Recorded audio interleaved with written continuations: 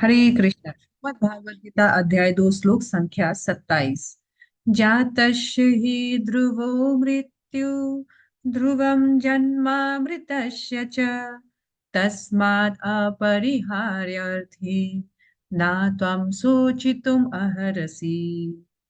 जिसने जन्म लिया है उसकी मृत्यु निश्चित है और मृत्यु के पश्चात पूर्व जन्म भी निश्चित है। अतः अपने अपरिहार्य कर्तव्य पालन में तुम्हें शोक नहीं करना चाहिए। हरे कृष्णा। यहाँ भगवान हमें बता रहे हैं कि पुनर्जन्म होता है। लोग बोल सकते हैं कि मैं पुनर्जन्म में विश्वास नहीं करता। आपके या मेरे विश्वास करने या न करने से सत्य कभी बदल नहीं सकता है। हमें तथ्यों को मानना ही पड़ेगा। श्रीमद् भागवत गीता में भगवान ने स्वयं कहा है कि री इनकारनेशन यानी पुनर्जन्म जो है वो होता है। हम अपने वर्तमान शरीर को जब त्याग करते हैं तो उसे मृत्यु कहा जाता है, और जब हम अपने वर्तमान शरीर को त्याग करते हैं तो हमारे शरीर का तो यहीं पर हम उसको जला दफना देते हैं, लेकिन जो आत्मा है उसके साथ हमारे जो पूर्व देह में किए गए कर्म है वो जाते हैं, और उन कर्मों के अनुसार हमारा एक नया शरीर तय होता है। यानी अब आत्मा हमारे पूर्व जन्म के कर्मों के अनुसार, प्रारब्ध कर्मों के अनुसार एक नया भौतिक शरीर ग्रहण करती है जिसे हम जन्म कहते हैं। भगवान बोल रहे हैं जन्म एकदम निश्चित है, आपका जन्म होना ही है।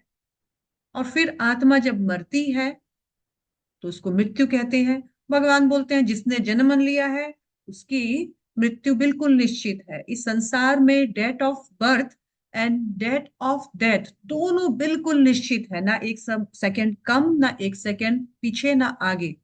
तो जिसने जन्म लिया है उसकी मृत्यु निश्चित है। और फिर अगर कोई मरा है और अपने पूर्व जन्म के कर्मों के अनुसार उसने अगर कर्म बंधनों से मुक्त अगर वो नहीं हुआ है वह व्यक्ति, तो भगवान बोल रहे हैं फिर उसका पुनर्जन्म भी निश्चित है। यानी जो मरता है वो वापस जन्म लेता है, और वो जो जन्म लेता है वो वापस मरता है।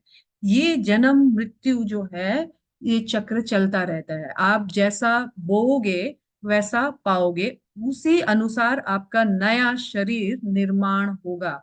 और हमारा री इनकारनेशन होता है जन्म के बाद मृत्यु, और मृत्यु के बाद फिर जन्म होती है। ये एक श्रृंखला है, 84 लाख योनियों में हम भटकते रहते हैं। जैसा हमने कर्म किया है उन कर्मों के अनुसार। या हम देख सकते हैं कि जो नॉनवेज बेकार में नॉनवेज खा रहा है तो फिर उसके वैसे ही नॉनवेज खाने के लिए वापस जन्म लेना पड़ता है। और हम देख सकते हैं कि जन्म के बाद ये संसार चक्र है। जन्म के बाद आदमी फिर अपना लाइफ स्पैन को खत्म करके मृत्यु की ओर जाता है। मृत्यु के बाद फिर वो उसका रीबर्थ होता है, फिर पुनर्जन्म भी होता है। फिर वो वापस संसार साइकिल में ऐसे ही घूमते रहता है, फिर वो मरता है। ये चक्र जो है संसार चक्र चलते ही रहता है। इस चक्र को केवल हम भगवान की भक्ति के माध्यम से ही वो एक उपाय है जिससे इस संसार की चक्र को हम काट सकते हैं। भगवान बोल रहे हैं कि इस जो काम होना ही है, अवश्यंभावी है, निश्चित है। तुम ऐसे विषय